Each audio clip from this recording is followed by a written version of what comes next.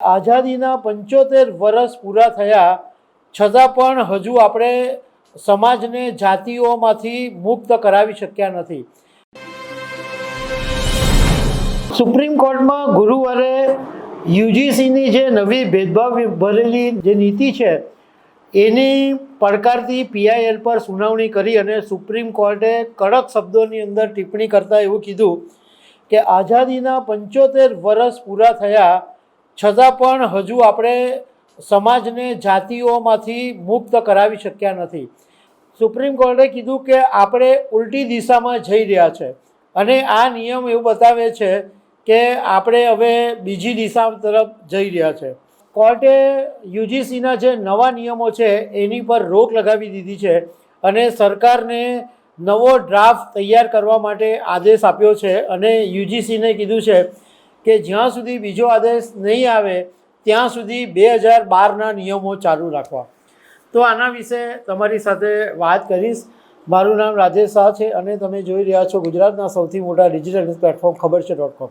તાજેતરમાં દેશભરની અંદર યુજીસીના જે નવા નિયમો આવ્યા એનો જબરજસ્ત વિરોધ થયો અને સુપ્રીમ કોર્ટની અંદર એક જાહેર હિતની અરજી પણ થઈ.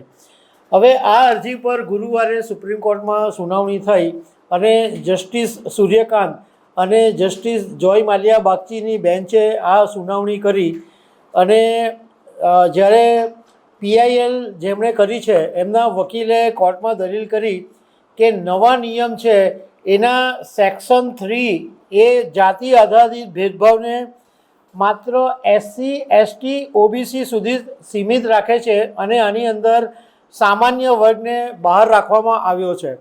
જે કલમ 14 હેઠળ જે સમાનતાનો અધિકાર મળેલો છે એનું ઉલ્લંઘન છે અને આને કારણે સમાજની અંદર વેરઝેર વધશે, વૈમનસ્ય વધશે એવી કોર્ટમાં દલીલ કરવામાં આવી. સાથે એવું બી કહેવામાં આવ્યું કે કોલેજોની અંદર જે રેગિંગ સાથે જોડાયેલા મુદ્દા છે એમાં દુરુપયોગ પણ થઈ શકે છે એવી શંકા વ્યક્ત કરવામાં આવી. એટલે સુપ્રીમ કોર્ટે અત્યારે આ જે યુજીસીનો નવો નિયમ છે એની પર રોક લગાવી દીધી છે અને સરકારને નવો ડ્રાફ્ટ તૈયાર કરવા માટે આદેશ આપ્યો છે અને યુજીસીએ કીધું કે 2012ના જે નિયમો છે એ ચાલુ રહેશે જ્યાં સુધી સુપ્રીમ કોર્ટનો બીજો આદેશ નહીં આવે.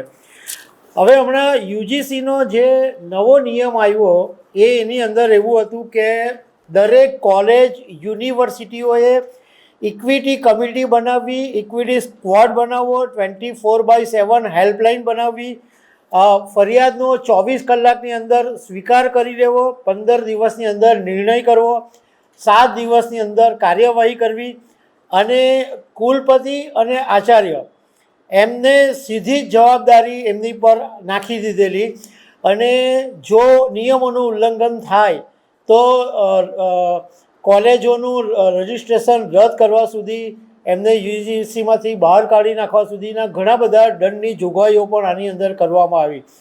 એટલે સુપ્રીમ કોર્ટે કીધું કે 2012ના નિયમો ચાલુ રાખો. હવે 2012ના નિયમો શું હતા એ પણ હું તમને સંક્ષિપ્તમાં સમજાવી દઉં. તો યુજીસી એક્ટ 1956ની કલમ 26 હેઠળ ભારતની તમામ ઉચ્ચ શિક્ષણ સંસ્થાઓની અંદર નિયમ લાગુ કરવામાં આવેલો હતો કે કોલેજ, યુનિવર્સિટી, ડીમ્ડ યુનિવર્સિટી બધાની અંદર બધા જ વિદ્યાર્થીઓ માટે સમાન તક અને લેવલ પ્લેઇંગ ફિલ્ડ આપવામાં આવે. જાતિ, ધર્મ, લિંગ, ભાષા, જન્મસ્થળ વગેરેના આધારે ભેદભાવ કરવામાં નહીં આવે અને ઇક્વલ ઓપોર્ચ્યુનિટી સેલ એની અંદર એક જ અધિકારી. તો આ 2012ના જે નિયમો હતા એ અત્યારે ચાલુ રાખવાના સુપ્રીમ કોર્ટે કીધું છે. તો દર્શક મિત્રો આવી અનેક વાતો સાથે અમે તમને મળતા રહીશું. Thank you very much.